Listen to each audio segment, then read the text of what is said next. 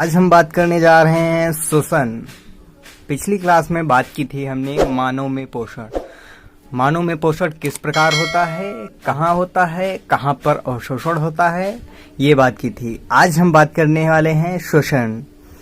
श्वसन कितने प्रकार का होता है और मानव में श्वसन और पेड़ पौधों में श्वसन देखते हैं। तो चलिए शुरू करते हैं। हम जानते हैं कि श्वसन की प्रक्रिया में वायुमंडल से ऑक्सीजन शरीर में ली जाती है।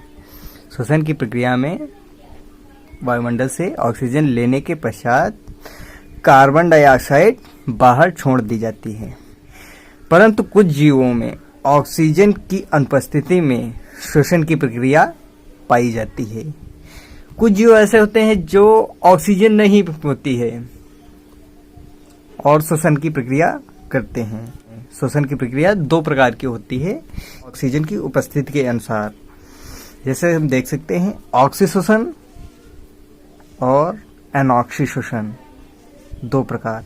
एक श्वसन में ऑक्सीजन प्रयुक्त होती है और दूसरे श्वसन में ऑक्सीजन प्रयुक्त नहीं होती है। तो ऑक्सी श्वसन पहले देखते हैं। कुछ जीव ऑक्सीजन की अनुपस्थिति में ग्लूकोज को पायरुवेट एथेनॉल में विघटित करते हैं। इस क्रिया में ऑक्सीजन O2 की आवश्यकता नहीं होती है। जैसे कि उदाहरण के तौर पे हम देख सकते हैं ईस्ट एक जीव है जो कि कार्बनिक भोज्य पदार्थ को विघटित कर लेता है, ग्लूकोज को पायरुवेट एथेनॉल में विघटित कर देता है और इस क्रिया में यह ऑक्सीजन का प्रयोग नहीं करता है। अगला देखते हैं हम ऑक्सीश्वसन। ऑक्सीश्वसन में ऑक्सीजन का प्रयोग हो। जंतुओं में ऑक्सीश्वसन पाया जाता है। ये हम सब जानते हैं कि हम सभी को श्वसन के लिए ऑक्सीजन की आवश्यकता होती है। यहाँ पर रुधिर में एक वर्णक उपस्थित होता है जो कि हीमोग्लोबिन एक वर्णक है जो कि रुधिर में, रक्त में, ब्लड में पाया जाता है। रक्त में यह ऑक्सीजन व कार्बन डाइऑक्साइड के साथ जुड़कर गैसों का परिवहन करता है। मतलब ये कि जब फेफड़ों में ऑक्सीजन से जुड़ेगा, ऑक्सीजन को ले जाकर सभी सेल्स में या कोशिकाओं तक पहुंचाएगा। सभी सेल्स में पहुंचाने के पश्चात सभी सेल्स से या कार्बन डाइऑक्साइड अवशिष्ट गैस को साथ में जोड़ेगा और फेफड़ों तक लाएगा, यहाँ पर कोशिकाओं में छोड़ देगा। हीमोग्लोबिन का यह कार्य है। इस क्रिया में ऑक्सीजन का प्रयोग होता है। आगे देखते हैं पौधों में श्वसन। जंतुओं के विपरीत होता है। जंतुओं के विपरीत श्वसन पौधों में पाया जाता है। हमने अभी बताया कि पौधों में विपरीत श्वसन होता है।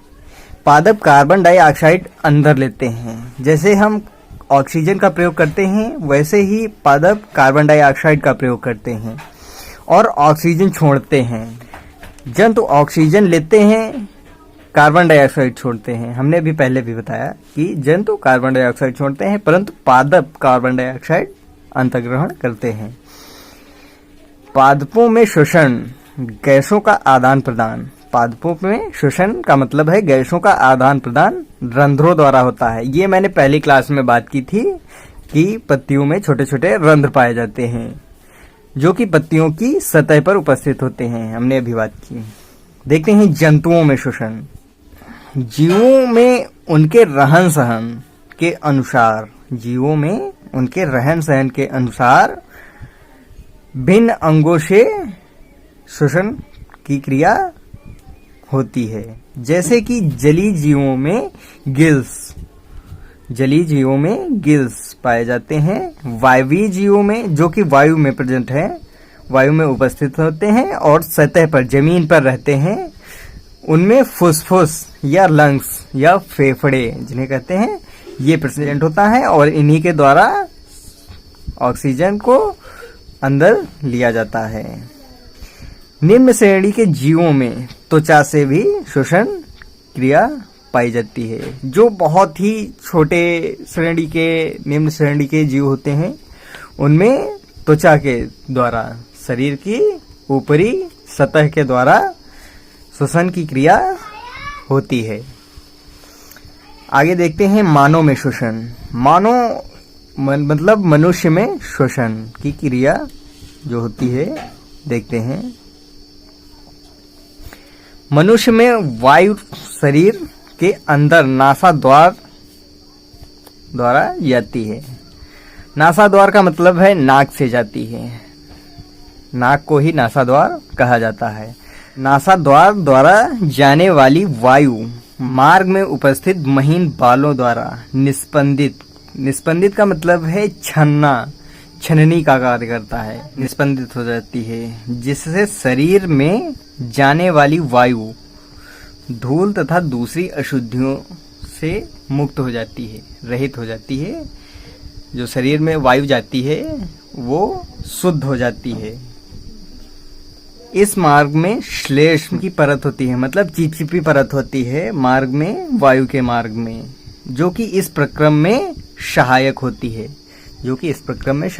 है। मतलब अगर कोई धूल कण वायु के साथ हमारे नासाद्वार से प्रवेश कर गया तो यह श्लेष्म परत उन धूल कणों को अपनी ओर आकर्षित कर चिपका लेगी, ताकि स्वच्छ हवा हमारे शरीर में प्रवेश करे। यहाँ से वायु कंठ द्वारा फुसफुस में प्रवाहित होती है।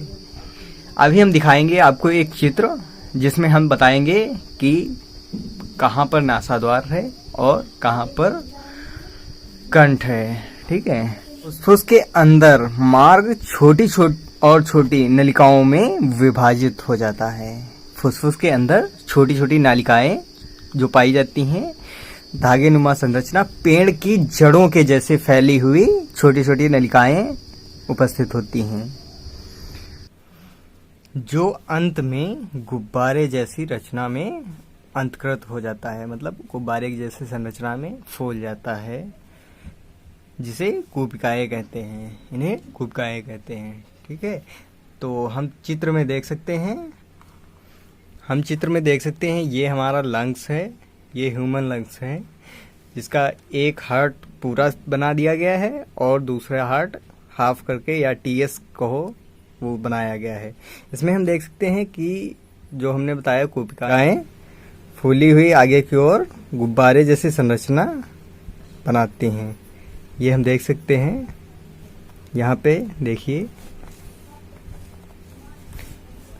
यहाँ पर देखिए, ये बड़ी बड़ी गोल गोल संरचनाएं दिखाई दे रही हैं, जो कि गुब्बारे जैसी संरचनाएं कूपिकाएं की हैं।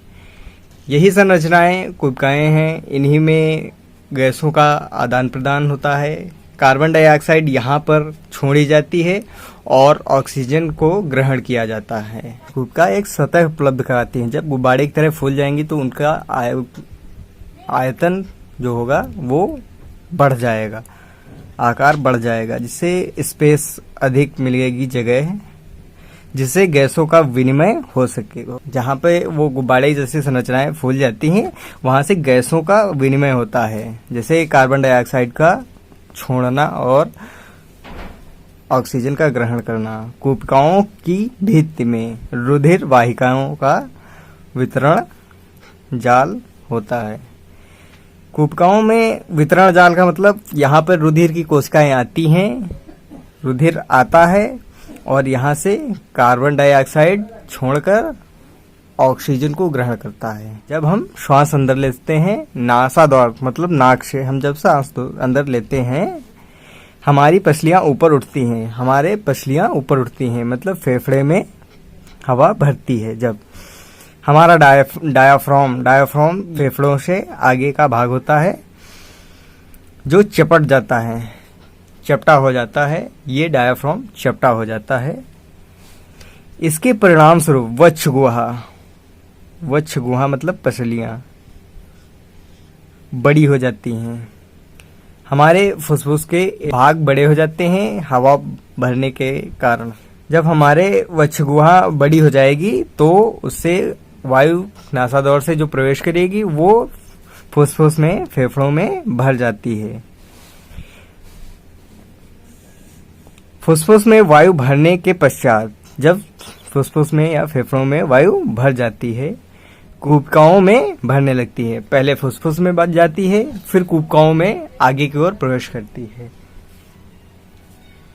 फिर कूपिकाओं में रक्त से कार्बन डाइऑक्साइड CO2 को कार्बन डाइऑक्साइड कहते हैं, कार्बन डाइऑक्साइड अलग हो जाती है। मतलब रुधिर से कार्बन डाइऑक्साइड अलग होकर फुसफुस में भरी हुई आई हुई हवा में विलय हो जाती है। इसके पश्चात यहाँ पर रक्त में उपस्थित संपूर्ण कार्बन डाइऑक्साइड फुसफुस में मुक्त हो जाती है। हमने बताया कि जो कार्बन डाइऑक्साइड होती है वो कूपिकाओं के द्वारा रुधिर से कूपिकाओं में मुक्त हो जाती है। इन्हीं कूपिकाओं में CO2 कार्बन डाइऑक्साइड मुक्त होने के पश्चात, मतलब जब CO2 मुक्त हो जाती है, यहाँ पर छूट जाती है, तब रक्त जो होता है वो शुद्ध हो जाता है। पर उसमें अभी भी ऑक्सीजन की मात्रा नहीं है। ठीक है, रुधिर से छूटने के पश्चात, कार्बन डाइऑक्साइड मुक्त होने के पश्चात रक्त में उपस्थित हीमोग्लोबिन, जैसा कि हमने पहले की क्लास में बताया था कि रक्त में एक वर्णक पाया जाता है। हीमोग्लोबिन एक वर्णक होता है जो रक्त में पाया जाता है और उसी के कारण, हीमोग्लोबिन के ही कारण हमारा रुधिर लाल दिखता है। रक्त में उपस्थित हीमोग्लोबिन ऑक्सीजन का विलय करता है, मतलब ऑक्सीजन को सोख लेता है और इसके पश्चात यह अन्य कोशिकाओं में या पूरे शरीर में ऑक्सीजन पहुंचाने के युक्त हो जाता है। हीमोग्लोबिन के एक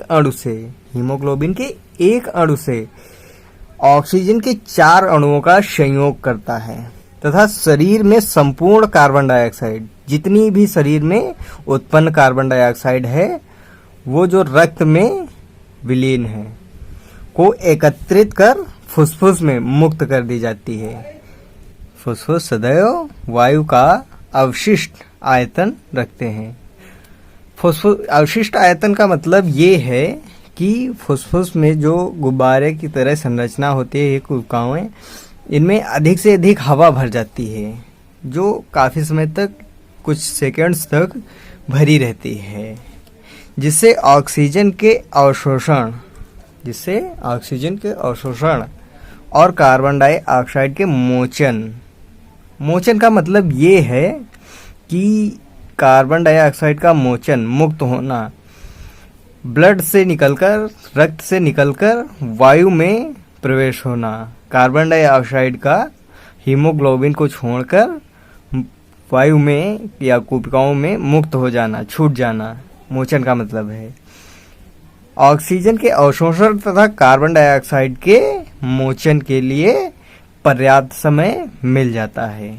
यहाँ पर काफी स्पेस होता है जहाँ पर काफी समय तक वायु भरी रहती है, जिससे ऑक्सीजन के जुड़ने तथा कार्बन डाइऑक्साइड के मुक्त होने में काफी समय मिल जाता है। आगे देखते हैं, जीव जिनमें लाल रंग का रक्त पाया जाता है। ये अधिकतर स्तनधारी प्राणियों में पाया जाता है। लाल रंग का रक्त कूपिकाओं द्वारा ऑक्सीजन को बहुत ही जल्दी अवशोषित कर लेता है। यह वर्णक लाल रक्त कणिकाओं में पाया जाता है, जिन्हें रेड ब्लड कार्पसेल्स, लाल रुधिर कणिकाएं कहते हैं। उन कणिकाओं में पाया जाता है। जंतुओं में उनके शरीर के अनुसार, उनके शरीर के आकार के अनुसार रक्त विसरण रक्त विसरण का मतलब है पूरे शरीर में रक्त का संचरण या फैलाव की दक्षता कम हो जाती है। मतलब बड़ा जीव है, काफ़ी वजनदार, जैसे डायनासोर्स, इन जीवों में रक्त का जो पंपिंग है या क्रमानुकुंचन गति है वो कम होती है, पल्सेशन कम होता है, क्योंकि इनका शरीर बहुत बड़ा होता है। आइए कुछ इम्पोर्टेंट नोट्स हैं वो देख लेते हैं। कार्बन डाइऑक्साइड जल में अत्यधिक विलय होने के कारण इसके परिवहन में रुधिर में विलय अवस्था में पाया जाता है। कार्बन डाइऑक्साइड का विलय होना मतलब घोलना। जैसे अगर हम दूसरा उदाहरण लें तो नमक पानी में आसानी से विलय हो जाता है, तो नमक विलय अच्छा है पानी के लिए। उसी प्रकार कार्बन डाइऑक्साइड भी जल में घुलनशील है, आसानी से घुल जाती है। तो और हमारे रुधिर में लगभग 90% जल होता है, बाकी की कोशिकाएं होती हैं, कार्बनिक पदार्थ होते हैं। जल में अत्यधिक विलय है, मतलब यहाँ पर रुधिर में 90% जल पाया जाता है। इस 90% जल में कार्बन डाइऑक्साइड विलीन हो जाती है, विलय करती है, घुल जाती है और रुधिर से यह इसका आदान प्रदान करना बहुत ही आसान हो जाता है। आगे देखते हैं। एक स्वस्थ मनुष्य 1 मिनट में 18 बार सांस लेता है। मतलब 1 मिनट में एक मनुष्य 18 बार कार्बन डाइऑक्साइड को छोड़ रहा है और 18 बार सांस लेने में वह ऑक्सीजन को अंदर ग्रहण कर रहा है। इस बीच यहाँ पर कुछ जो वायु है अंदर प्रविष्ट रहती है, भरी रहती है, उससे कार्बन डाइऑक्साइड का मोचन और ऑक्सीजन का अवशोषण होता रहता है। तो दोस्तों आज की वीडियो में बस इतना ही, मिलते हैं अगली वीडियो में।